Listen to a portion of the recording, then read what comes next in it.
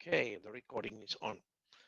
So on this filter design exercise, we start by first making a spectrum analysis for a voice sample. I have actually generated some noise to this some noise on the top of a signal with the simple methods. Actually, I just uploaded a speech sample. So there are a couple of people speaking on that original sample from freesound.org. Then I added some spectral noise on it, meaning it's not flat noise, it's high frequency noise. And the first part, you should actually start looking at this voice and try to figure out which part is voice and which part is noise. That you can do actually easiest from the spectrogram. Since spectrogram shows how the signal is varying by time, and you can imagine already that okay, if you have a speech, somebody speaking, it probably means that there are lower frequency information in addition to these high spectral S's. So S actually sh sound produces wider spectrum, high spectrum noise, while the vowels are lower frequency. And it's not, well, there is variation on amplitude. So you probably can recognize that one. I can actually show you how to recognize that so that you can do the same thing yourself. And then basically calculate a spectrum that you can find out what is the noise level compared to signal level. So then you know how much you need how much do you need the filtering. And then the second part is define the filter requirements, meaning the cutoff frequency, how much you tolerate passband ripple, what is your stop band start frequency, and what is it requires stop band attenuation. So basically it's here it's a little bit differently marked. So what kind of filter, well, cutoff frequency, stop band attenuation, transient bandwidth, same thing actually, same corners.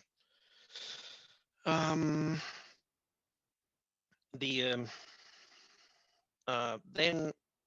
there are a couple of practice of designing an FIR filter, then high pass filter FIR. Basically, did I say something? Oh, okay, this is actually pretty quick to do since you have the tool. Then there's IIR filter with the same parameters as the previous one, I think. Yes. And then you would basically compare order numbers, step response rise time, step response settling time, and to 2%, that kind of things. You compare the filters and then design FIR or IIR. It's your choice to match your requirements in question 2, meaning these are your filter parameters come from here, filter requirements, and sampling rate is basically whatever it is on that noisy sample. And then filter the signal and try to hear what the language the person is speaking. Okay. And if you cannot recognize the this what is the language, no penalty. You need to hear what they are saying. So that's why you need to provide a link to your filtered sound sample so that I can hear if you can actually, if you got far enough. So after that, you need some, say, um, some experience on different languages before you can actually recognize which language it is. A few years back, I thought that it was an easy because, well, people hear different languages. And then I remembered something just 1 year ago. In Germany, uh, people speak either English or German on streets. Okay, those are the two languages. Or if, and in TV, when you have somebody speaking some other language, you have the somebody is speaking on the top of it in German. It's a dubbing technology. In Finland, if we have a TV showing somebody speaking Swahili, he or she is speaking Swahili, and we have closed captions. so we have text system there to translations. Okay, so it means that you have a little bit of handicap of recognizing different languages by the speech. You haven't heard enough. Okay, so there's small cultural difference on TV. Okay. But anyways, then after that, um, there's that notch bandstop filter. You can do this by hand. You basically can do it already since you have the you know all the required information. So we have the interference frequencies given, that is your own number. Then the sampling rate given, half width of the filter is given. So now you can calculate the A distances and you can set the zero samples accordingly. So you should be able to do it. So this is designed by setting up the zero samples and then calculating the system coefficients again. Okay, so you should be able to do that one, but this you haven't seen yet, how to do all of that stuff. Just a moment, I will probably need to move one of the, oops, okay, time out on that one. Oh, shoot, I just hope that I can open the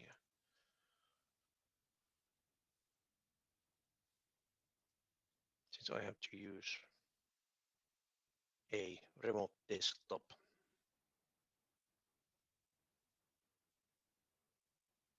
Which means I'm just running the terminal program here and the real program is running somewhere on the Metropolia.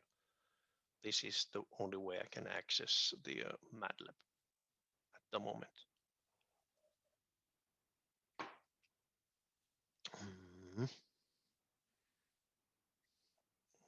Okay. It's opening up. Let me take a quick look. Which can I see the Windows? Is this my Windows or no?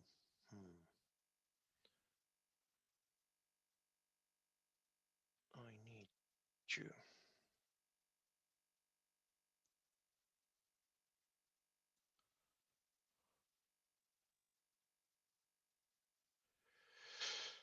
I need to transfer one file here. I'm just thinking how to do it the easiest way. Yep, I think if I can I use a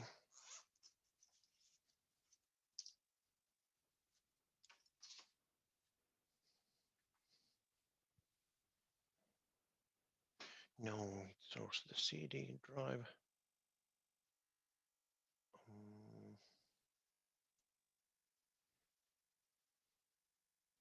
I need a sound sample here. Sound sample of speech.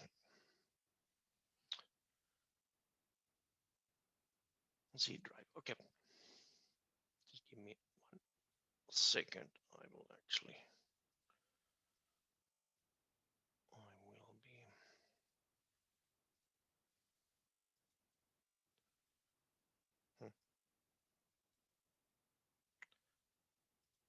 There. It will take just a second here. Meanwhile, I will open the MATLAB.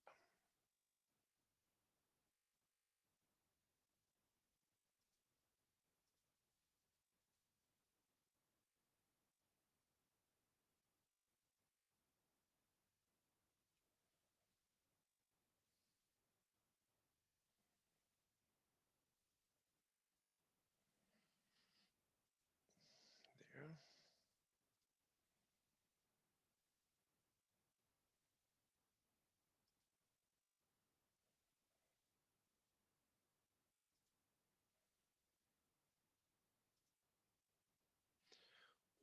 All right. Minimize that.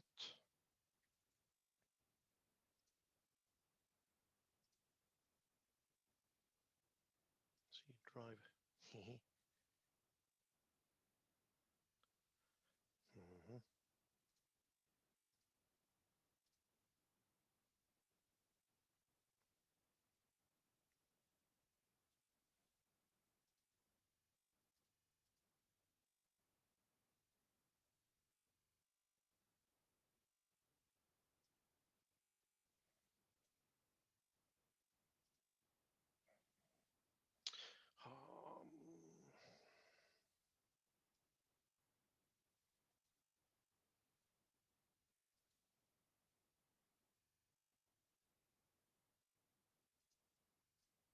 okay, good. So I got my file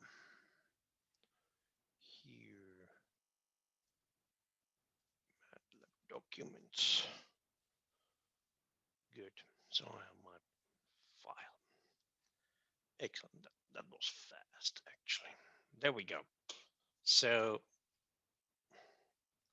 let me first import data. Actually, you should, on your screen, you should have also the current folder.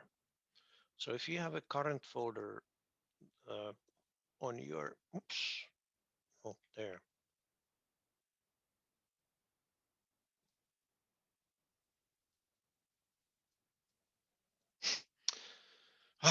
This is so frustrating sometimes. Okay. If you have a current folder view, so practically this should be more or less the what you have. Okay, just a moment. I will. Yeah. Marked. There. Okay. So if you have a current folder view, then you can import data by just double clicking the file. If it's something something recognizable. Okay, create variable matching preview. So we have data and we have sampling rate on that, and we can basically just click finish. Ta-da! So sampling rate is 32 kilohertz, which is oversampling, and then we have this many data points. And it sounds like sound data FS. Let's see if it sounds anything. No, it didn't, because actually this is running in different computer. In reality, I'm just seeing this view. It doesn't. At least I didn't hear anything from that one. Okay, but anyways, I can do the spectral analysis. I don't need to hear that sounds. You need to. But on the other hand, for you, if you do the same thing sound for any data, then you should hear it if you have the MATLAB installed correctly. But anyway, we can calculate the spectrogram. Help spectrogram, or should I do the doc spectrogram? How does it work? Maybe I will put it there. The syntax, okay. X window, number of overlap, number of NFFT, and then basically you need to do the frequency lock there to lock the frequency to y-axis. So, but anyways, we can do it like this with the FS, yes. Spectrogram of data, just for fun, maybe 256 data points, 128 the number of overlapped pins, 256 on NFFT, then we have the sample rate, and then I fix the frequency axis to y-axis.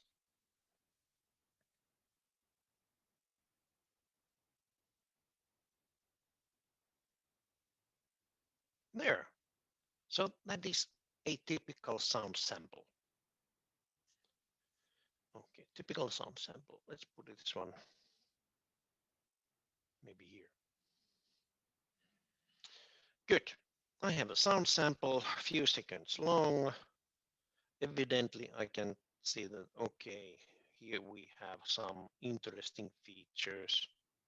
It's varying data by time. The spectrum is varying by time. That must carry information.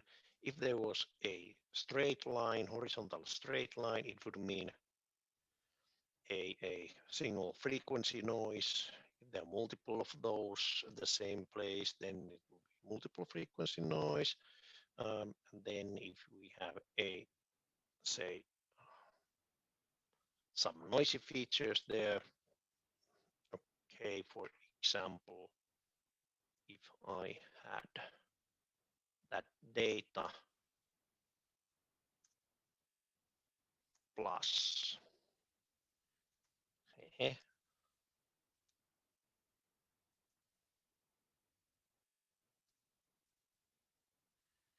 I am generating high spectral noise.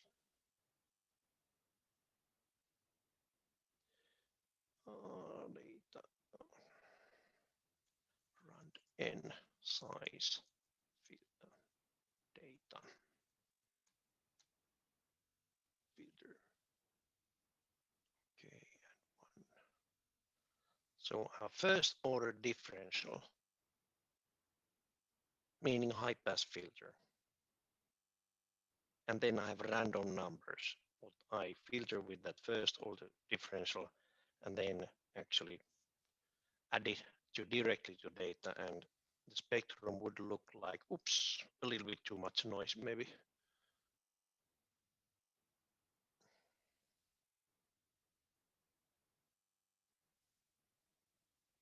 0.1 times, actually, is STD data. I normalized with the standard deviation of data. Okay, there we go. So now I would have high spectral noise, and then I still have this voice there.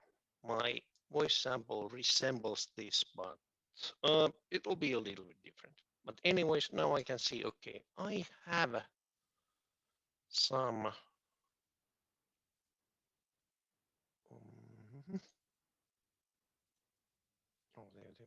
where do I have this filter figure tools? I have the figure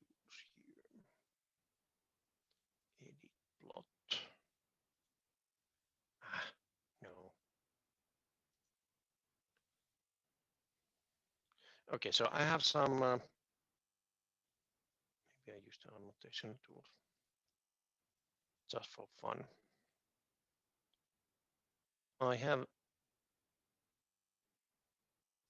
data actually here. The rest of this is noise.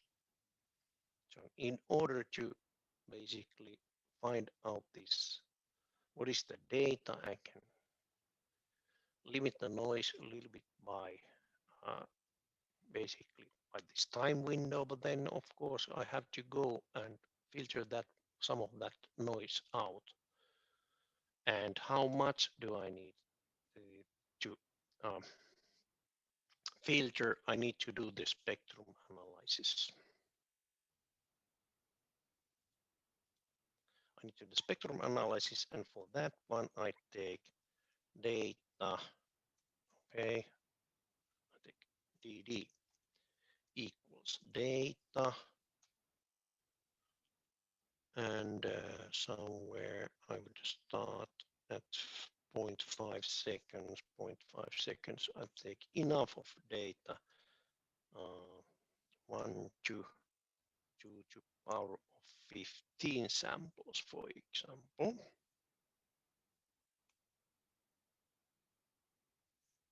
And I will, how many data points did I actually have? I have 152,000 data points.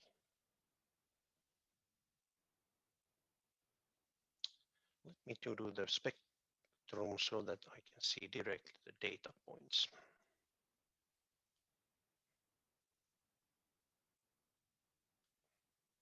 Take the FS out, so my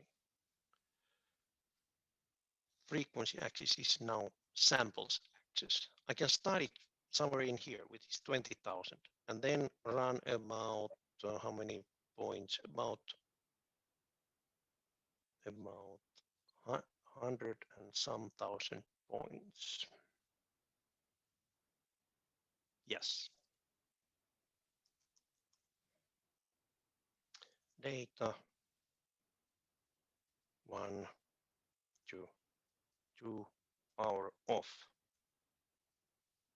16 will be 64,000, right? $17 samples plus offset of about, well, I have something here. So maybe starting from 15,000 data points. There, spectrogram. Eyeball my subsample region.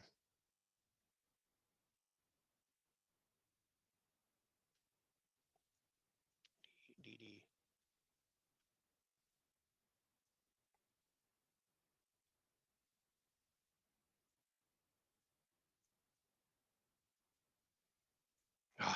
Where's the DDD? Here. There, okay. I can live with that. So my data samples are DD, but okay.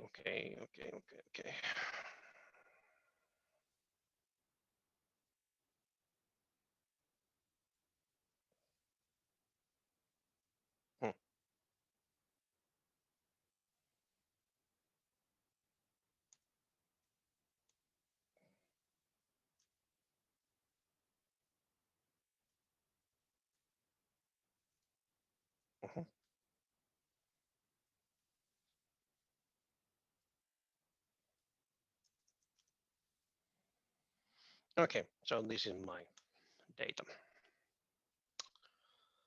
And so this is still just producing the data to play with. So then we can do the power spectrum of this data. Actually, I can actually also use the so-called Welsh approximation document of Welsh.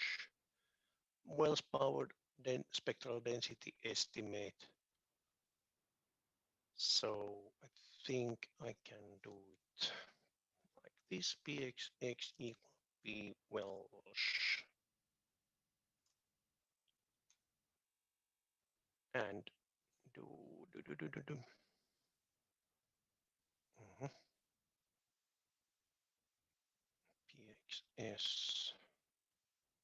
pxs frequencies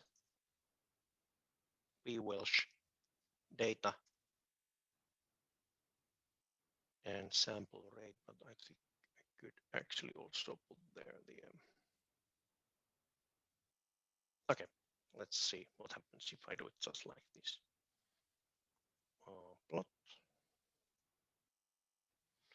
Plot FFPXX. This should be the power spectrum estimate. Yes, in linear scale. Huh.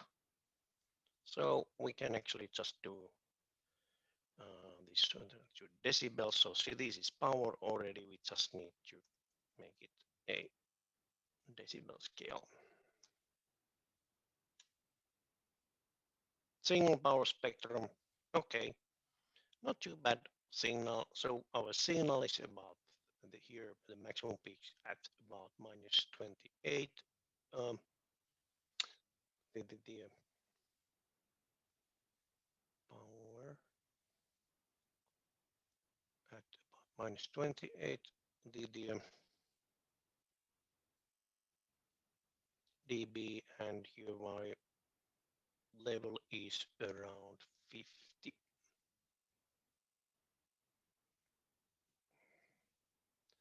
I have no idea what this frequency here is. But anyway, so practically speaking, we can set our, wait a minute.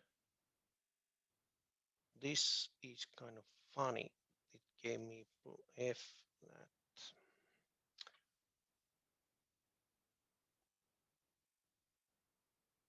Strange.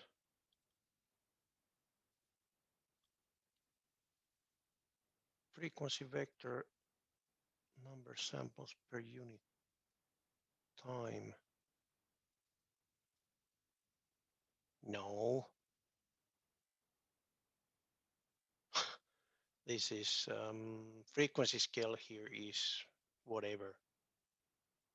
It looks like it's pi. So I would divide it by 2 times pi and then multiply with sample rate.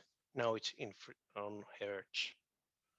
Now it's on hertz, so I can put my cutoff frequency. Based on this one, I can say, okay,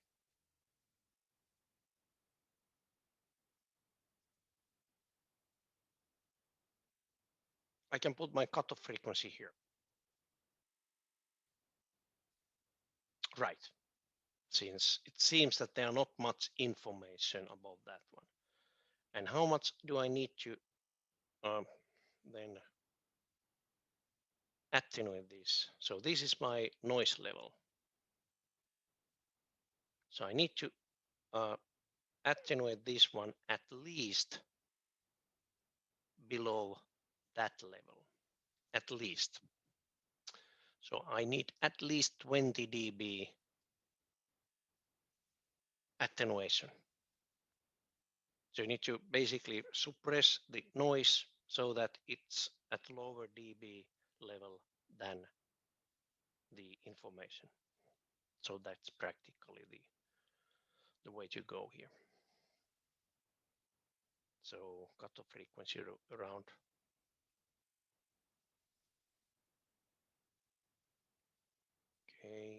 cutoff frequency is around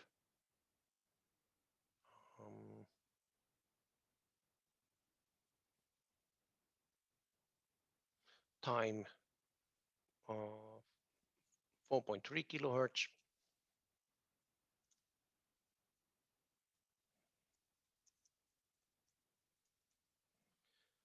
Cutoff frequency 4,300 hertz. Then the attenuation, at least 20 dB, which is not much at all. Minimum attenuation, and then transition bandwidth. Well, it depends. This is something that you just need to find out yourself. I would actually put it somewhere here at when transition bandwidth something like 1000 hertz.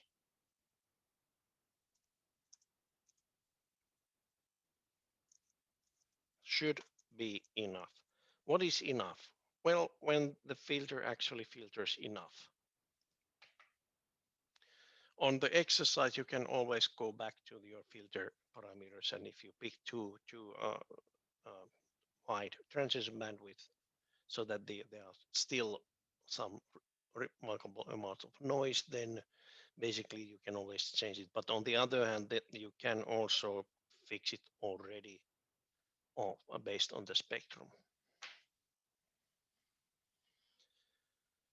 Okay, so transition bandwidth, that one, it's a, okay, so that's my filter design.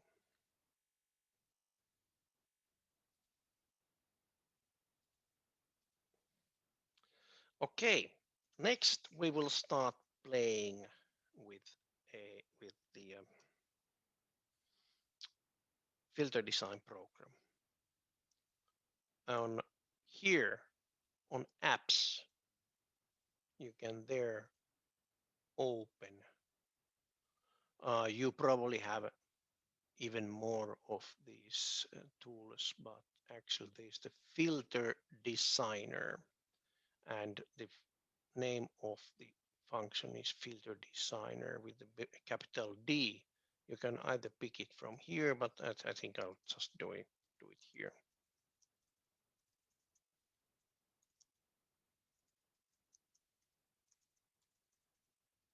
So MathWorks made this simple.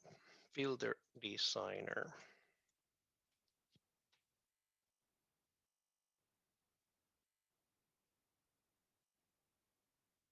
Ha!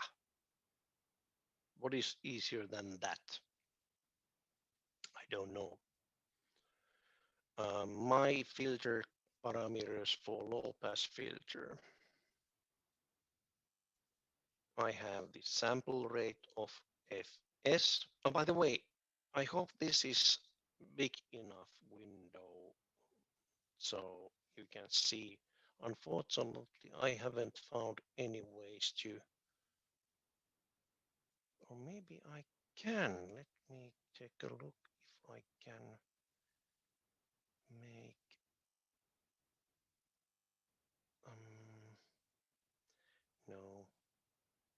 no, I cannot make.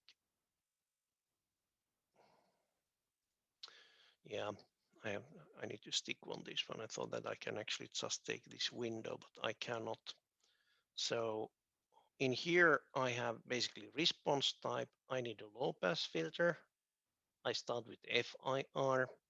Okay, there's FIR of IIR. And this is FIR equiripple works in most cases. That's why it's the default. There are also other ones. You can also use windowing methods, constraint least squares, optimally flat least. Okay, there's constraint equiripple, whatever. Equiripple is a good filter to start with. Equiripple means that you have control of the pass band ripple and stop band ripple. Okay, minimum order. Great, that would be the most cost efficient filter. Density factor, don't touch that one. It will be just fine. You can play with that one if you find something strange happening. Okay, then you can put the MATLAB workspace variables like fpass was actually the cutoff frequency. F stop is cutoff frequency plus transition bandwidth. Okay, stop band attenuation ATTN. Passband ripple, well, this is audio signal. In audio, human ear cannot recognize differences which are less than 3 dB. So even 3 dB would be just fine. But okay, just for curiosity, I'll change that one to 2 dB. Click Design Filter. Ta-da! We have a filter that fits our requirements. Okay, how to use this filter? I can click File, Export to Workspace as coefficients. Good, that's just fine. Variable name. Okay, that'll do. No, well, I'll call it HH low pass since it's the low pass impulse response at the same time. Okay, now those values are actually on MATLAB workspace. HHLP, which I can use for example to filter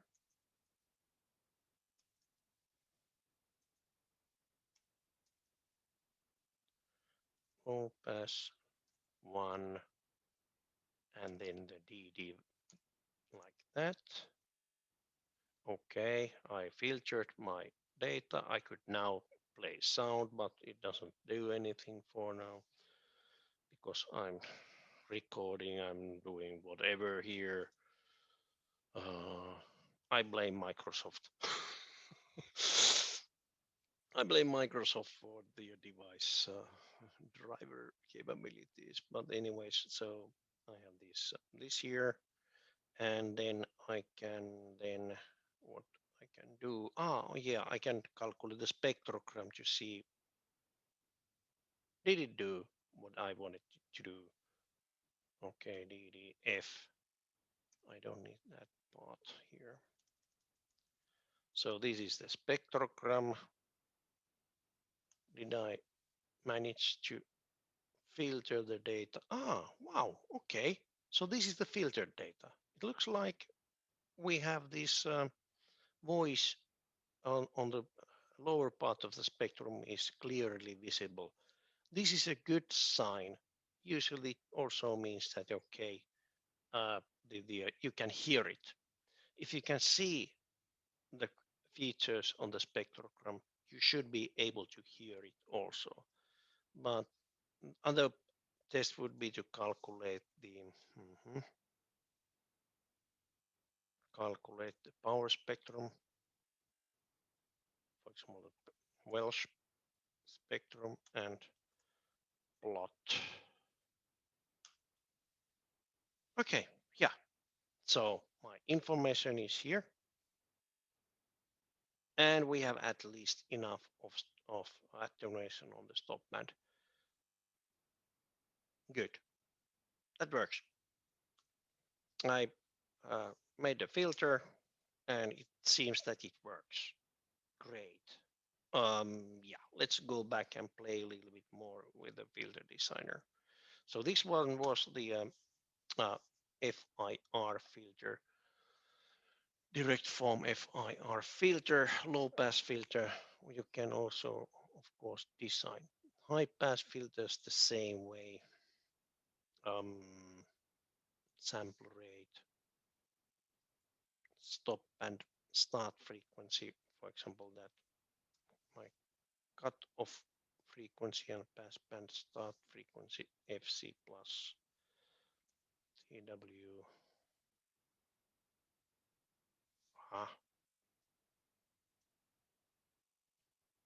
TRPW.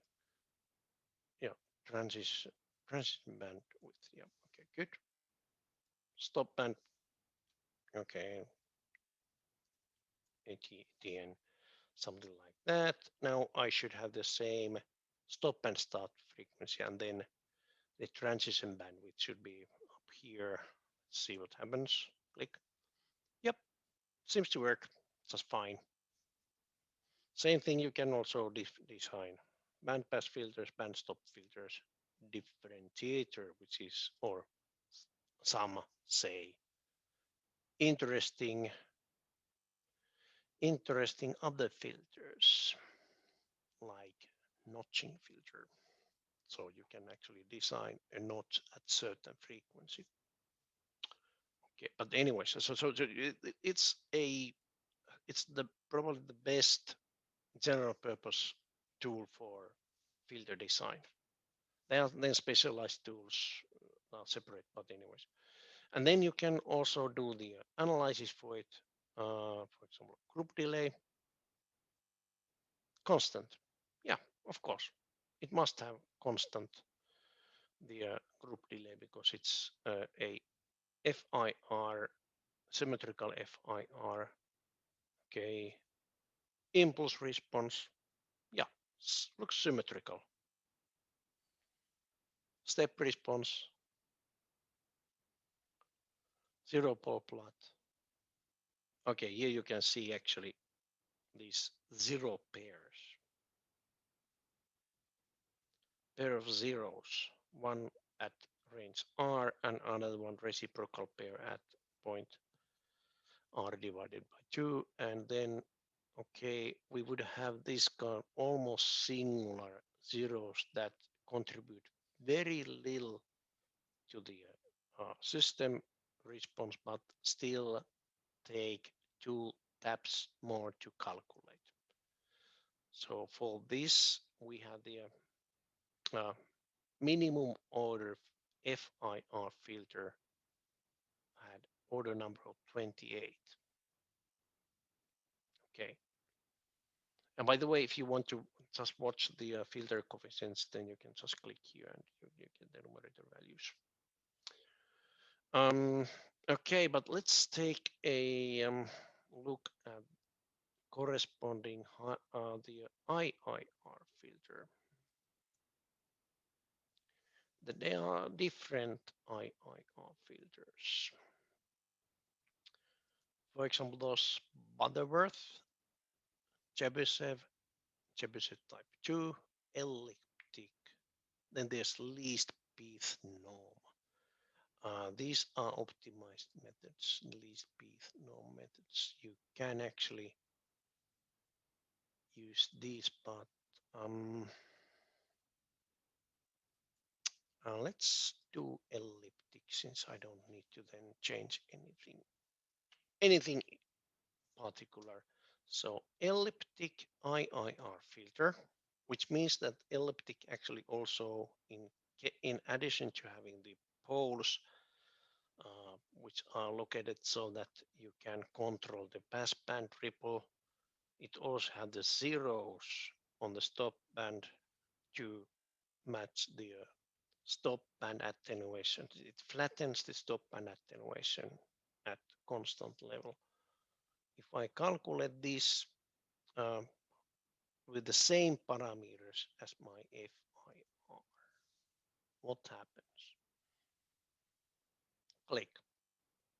I had 28th order filter, came down to 4th order filter. But there are also some other things that happen here. We also have this automatically generated into second order sections. In order to filter with second order sections, you must then, when you are next week, actually, we go through the last topic, which is the embedded systems. We talk more about second order sections then, but anyways, there are a couple of things you can do in order to use the IIR filter design from here. One is simply export to workspace as second order system coefficient with scale value G, and use the filter with that SOS matrix. Oh, I need to check that it actually works well. Let's see, doc filter.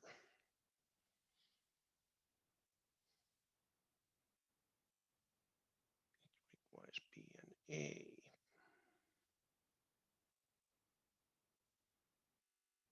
Does it always require PNA? I think it could also be used with the SOS matrix.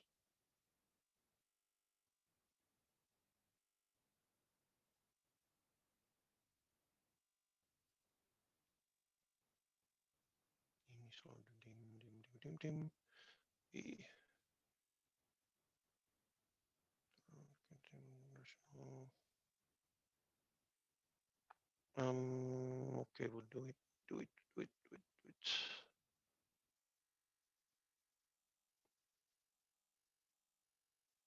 it. I thought it had also.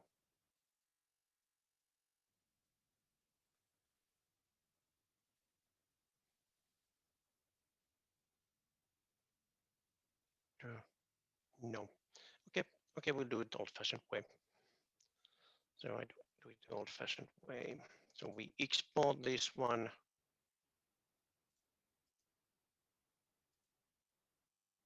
Coefficients. Second order system. Okay. Oh, see, this is the old-fashioned way. Yeah. Second order system matrix. Okay. Yeah. Workspace SOS 2 times 6 double.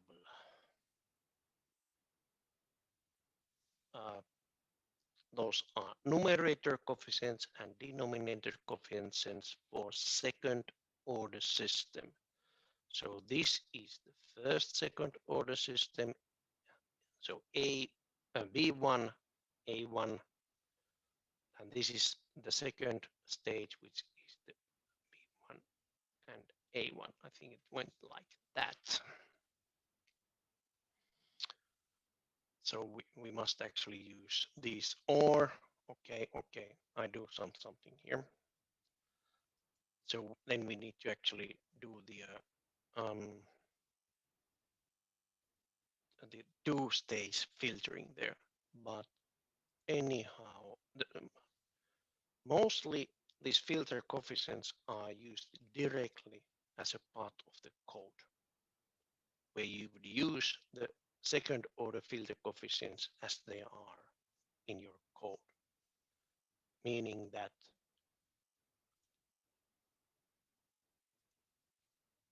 I can generate C header file for second order system just like that, which gives me directly code segment with these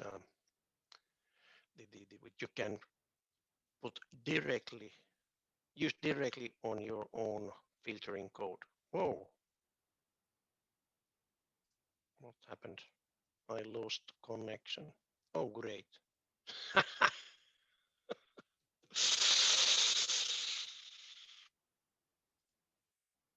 That ain't good. I think I lost everything what I did.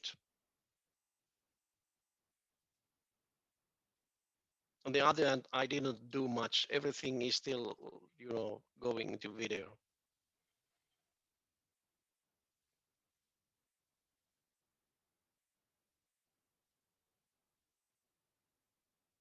Okay, I lost the whole connection here.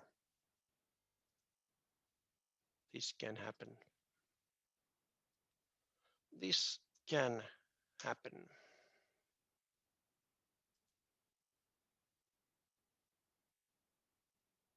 This is one of those days that shit happens.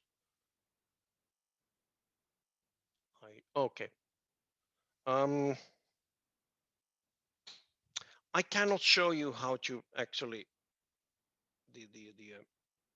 work with MATLAB. It seems like that. I try one more time.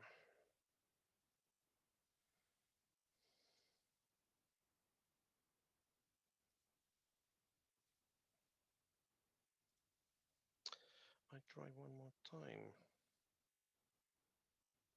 So connection is still on. I'm still online. Right? Right, guys? I'm still online.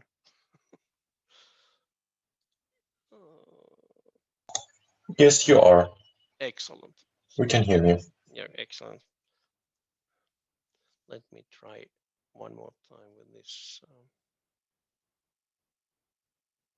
web access of virtual machine.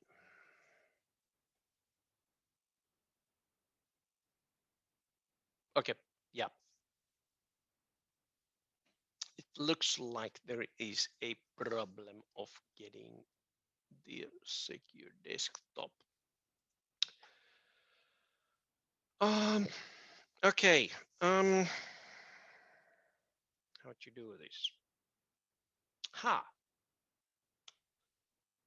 What we can try is that somebody will give me access to your screen.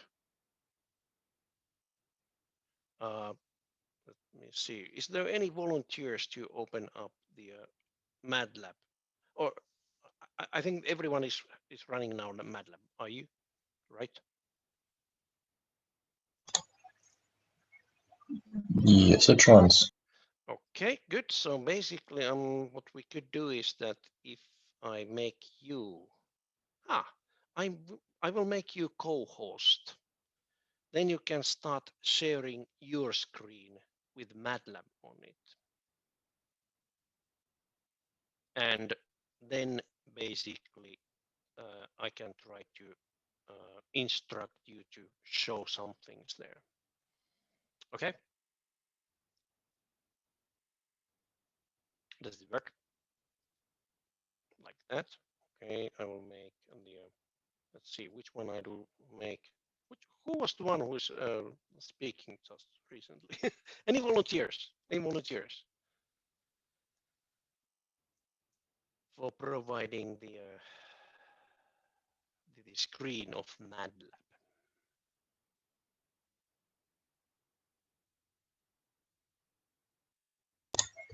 While I would do it, the problem is I'm still catching up with the contents of this lesson, so Okay. I'm not really good at MATLAB at the moment, and I have not written down what you were writing just now. Okay. Well, it doesn't matter. We'll try. I will make you a co-host there, and now you can share your the window. Okay, I will in a moment. Mm-hmm.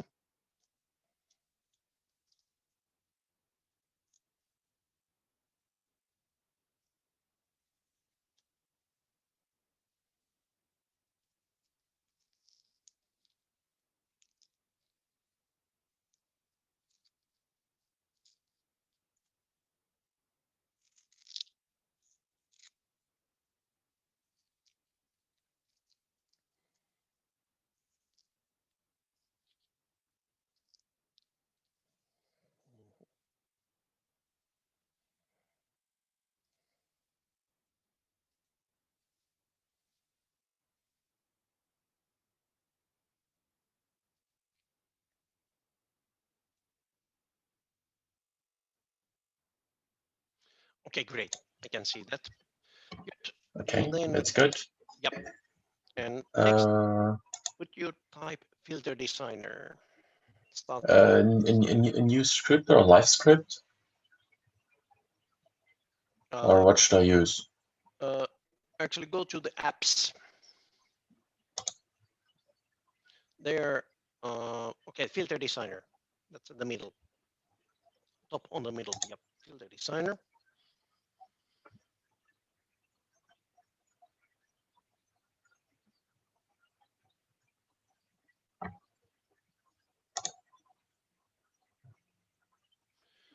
It takes for a while.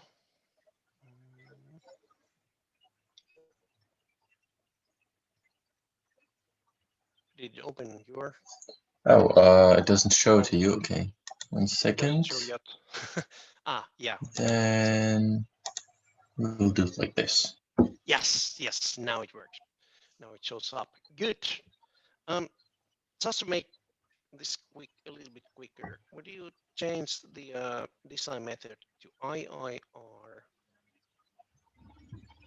Just IIR, and then equitable looks better.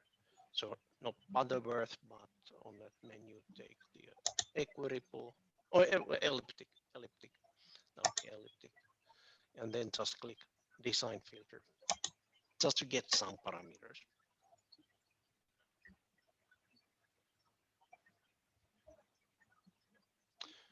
Okay, things.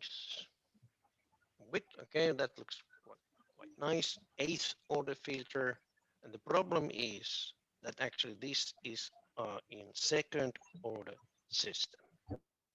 So it's 4 sections which each are 2nd order systems.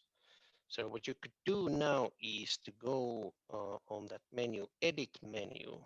Was it on edit menu? I think it was edit menu of that filter designer. There is convert to single section. Click. Okay. Now this basically has just a numerator coefficients and denominator coefficients.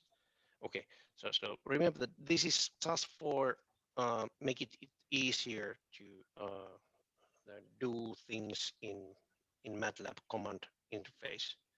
Since now, if you go to file,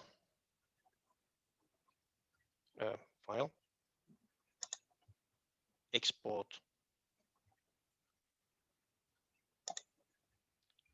Now you can export these coefficients as simple numerator and denominator. And click export. Now this num and then can be used as normal BB and AA in the filter command. So you can then filter your data. Okay, good. So that basically was the critical part, which I couldn't show you. So in principle, now you should be able to do exercise, filters exercise up to the 9th point. And then the last part is actually this the notch filter. Would you open the design method now? IIR, did it have a, oh, wait a minute, no, that is fine. Click response type,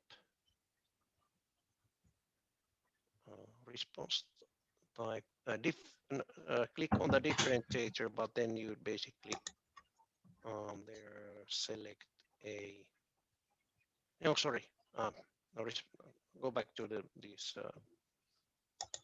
low pass, and there select, no, shoot, it cannot be used. Check the band stop. Oh, it still has it. Okay, we'll do the notch filter. I'll show you how to do it. You just need to basically do it with your own parameters. It seems that this tool doesn't help making notch filters. But you can do all the high pass, low pass filter with this. You just need to have the correct parameters. And the correct parameters you get when you do the spectrum analysis for this voice sample, which you can download from the internet by clicking that link. And then let me take a look. Okay, thank you for sharing this. Actually, we don't need that one anymore. I will next go through the exercise and show you the last part on Octave. Okay. Okay, thank you. No problem. You're welcome. All right, I can start then. Let's see, view sharing my second screen here. There. Good. Okay. And still recording. So exercise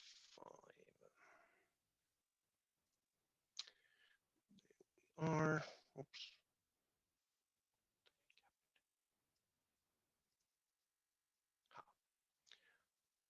Right. So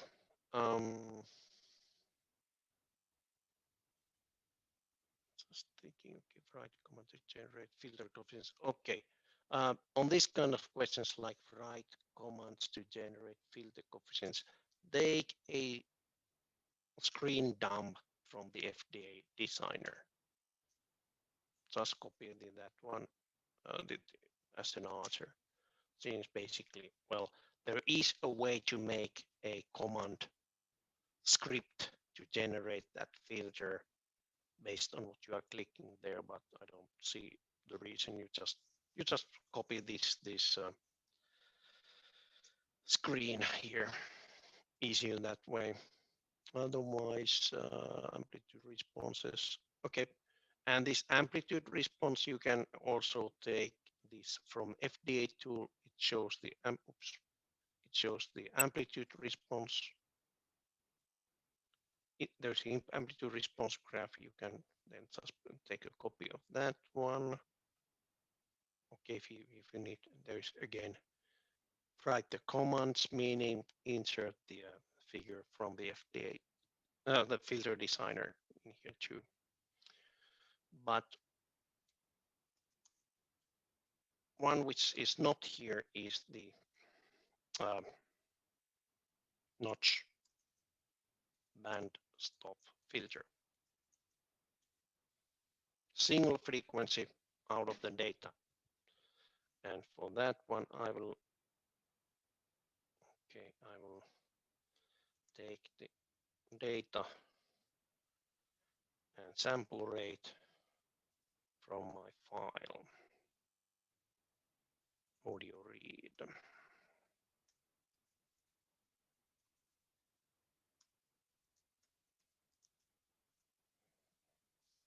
There I have the data.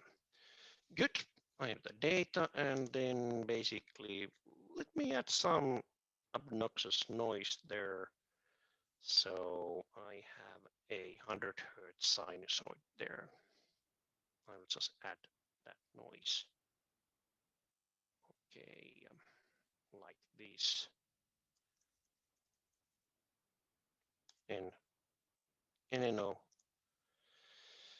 sine of 2 times pi times f is 100 Hertz times n is 1 to length of dd divided by fs, like that, and then I will add that noise to my data. DDNO equals DD plus NNO. Okay, prime, because this is must be transposed. And I will normalize it so it has the, okay, this noise has equal power to my data. There.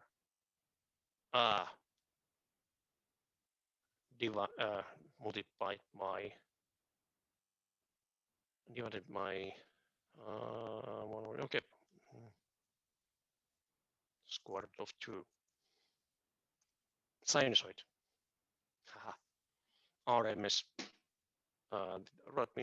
RMS power. Okay, so signal to noise ratio should be, for this one, should be the 0. But then I can use spectrum DDNO 256 5L 256 FS.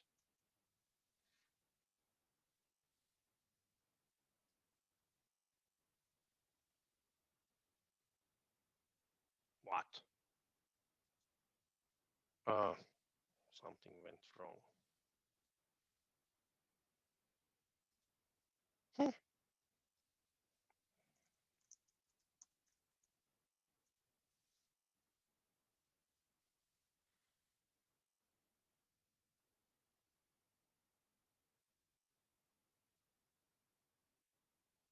Oh, yeah. Oh, great.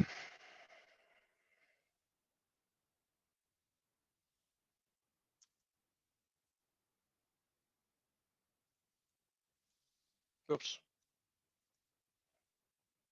Okay, better. So this is my spectrogram of the data. With noise at 100 Hertz. Okay, it's very low in here, but believe me, it'll be disturbing noise.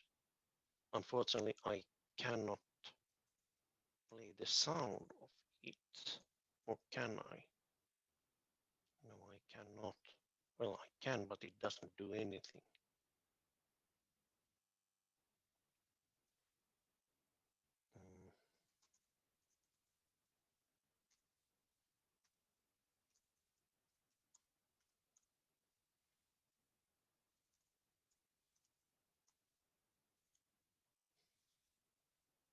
Does it open it here? No. No, Zoom is taking over of the audio equipment here. All right, so audio, right? Yeah, that doesn't help. But anyways, there's that 100 Hertz obnoxious sound. What I can do, I can then add the zeros at unit circle J minus J, meaning the complex conjugate pair at angle of 2 times pi times 100 Hertz divided by sample rate. Okay, so that is the zero locations at 100 Hertz. Oops, sorry, lowercase. And z-plane of ZZ would put the zeros in here, very close to each others. So 100 Hertz at 32 kilohertz would give you that angle. Then we can define the, for example, the half width of, okay, before that one, the BB parameters for this filter would be just polynomial, which is defined by those 0 points. And frequency response of this, which is still which is now it is basically high pass filter and FIR high pass filter, which means that our data on the band that we have, that voice is attenuated quite a lot already.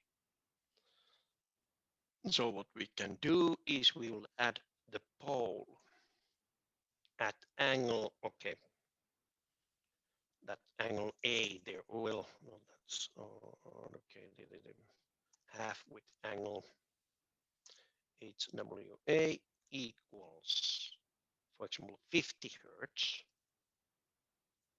2 times pi times 50 divided by Fs. So this is basically the 50 Hertz half width defined. Well, again, I used the lowercase fs here. Okay, so that's my half width for the filter, since I'm adding a pole so that it increases that amplification around this region here. And The pole location actually will be at the same angle as my 0, but the radius would be 1 minus HWA. And the corresponding filter coefficients would be the polynomial divided by P. I think I did similar kind of things already last time, but with a different example. Okay, so now I have the polynomial filter coefficients. Now I can calculate the frequency response again. Sorry, frequency response at 124 points. There we go. So this, it's still the same VBAA. This filter has about 50 Hertz half bandwidth. Okay, maybe, yeah, 100 Hertz, 50. Yeah, that's half bandwidth would be there. And quite flat response on the information band. And we reduce the amount of this reduce the amount of that obnoxious 100 Hertz sound. Okay, yeah, I think now I'm done with the MATLAB and everything here. I did it in 7 minutes overtime. Sorry about that one. That was about the time that took for after this funny thing happened with my secure desktop connection to Metropolia. But anyways, so if you have any questions, I'm happy to answer those, or you can also send me questions on email. Today I didn't get much of this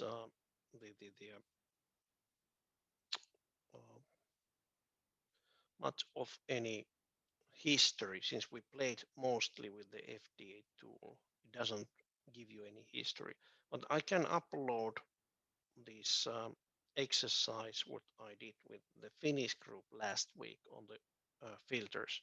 On the other hand, that is special. The history file is made with Octave, with lots of hand design with these different design programs or design functions on Octave.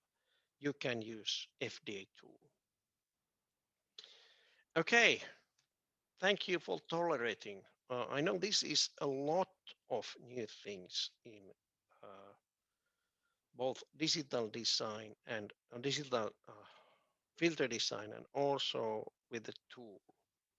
So, but anyways, this is also the most important part. So go through the exercise part by part, one by one. If you have difficulties of going forward, well, there's a team of 4 students here. You can team up and discuss with you about this,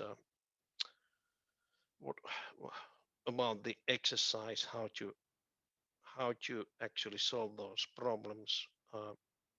So I urge you to do cooperation with each others. And then if you cannot find the answers, please send me email. I'm happy to help you on this topic, definitely. I know this is hard topic, but anyways, it's also the important topic. Okay, thank you for this time. I will close my